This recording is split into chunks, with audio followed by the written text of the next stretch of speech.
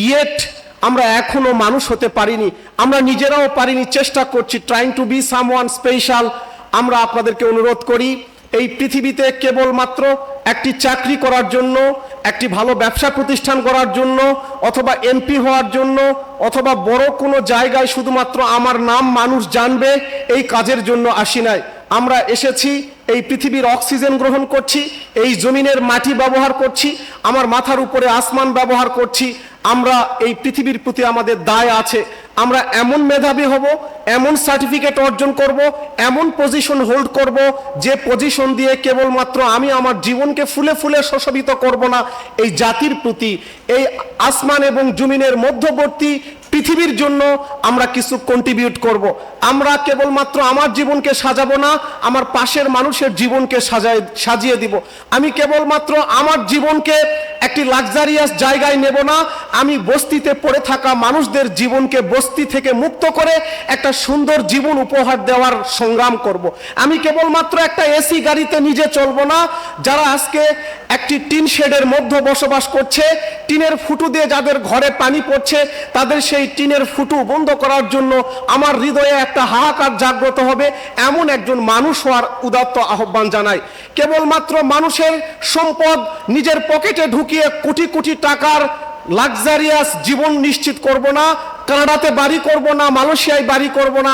একই সাথে যে ভূমিহীন মানুষরা, নির্যাতিত মজলুম মানুষরা, যারা বছরে একবার গরুর মাংস খেতে পারে না, যারা বছরে একবার ঈদের জামা কিনতে পারে না, তাদের জীবনকে মিনিমাম লজিস্টিক সাপোর্ট আমরা দেব। এই মানের বড় যেন আমরা হতে পারি, আমরা মহান প্রভুর কাছে সেই দোয়াটাই করি। আমি আমার ভাই বোনদেরকে বলি, পৃথিবীতে অপরাধ দরিদ্র মানুষরা খুবই কম করে, কম শিক্ষিত মানুষদের অপরাধের মাত্রাও কম।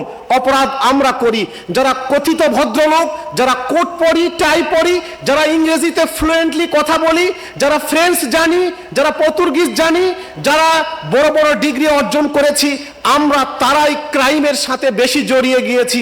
পরিসংখ্যান আমাদেরকে এই কথাটাই বলে। আমরা বলি আপনারা অনেক বড় হবেন, আপনারা অনেক বড় বৃক্ষে পরিণত হবেন, আপনারা অনেক আকাশকে স্পর্শ করবেন, আমরা দোয়া করছি। বাট একই সাথে আপনার পাটাকে মাটির মধ্যেই রাখবেন।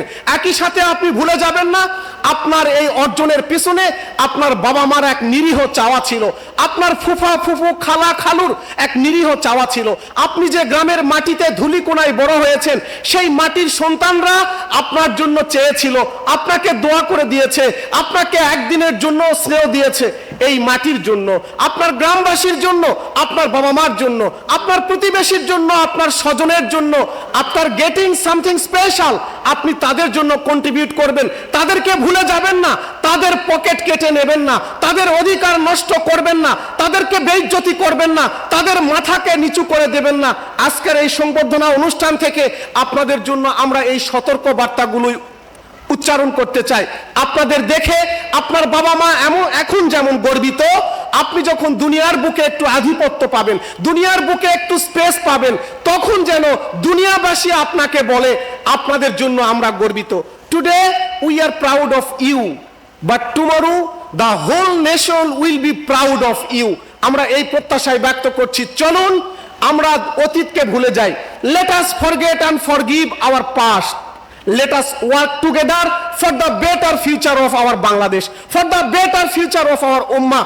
আমরা বিশ্বাস করি আমার সামনে যে বগুড়াবাসী আজকে উপস্থিত আছেন, আমাদের প্রিয় মাতৃভূমি বগুড়াকে নতুন করে সাজাতে, বগুড়ার অর্থনীতি, বগুড়ার রাজনীতি, বগুড়ার শিক্ষা সংস্কৃতি, বগুড়ার ধুলিকোনা পথে প্রান্তরের সকল আগাছা পরিষ্কার করে এক সুন্দর বাগান নির্মাণ করতে বগুড়ার এই তরুণরা, এই আগামী দিনের এই কিশোররাই বগুড়াকে নিয়ন্ত্রণ করবে, বগুড়ার বাতাসকে পাল্টে দিবে। সেই প্রত্যাশা ব্যক্ত করে আপনাদের সবাইকে অসংখ্য ধন্যবাদ জানিয়ে আগামীর বাংলাদেশে আপনারা এক একজন কন্ট্রিবিউটর হয়ে উঠুন, এই প্রত্যাশা ব্যক্ত করে আপনাদের সবাইকে ধন্যবাদ জানিয়ে আমার কথা এখানে শেষ করছি। আল্লাহ হাফিজ, আসসালামু আলাইকুম ওয়া রাহমাতুল্লাহি ওয়া বারাকাতুহু।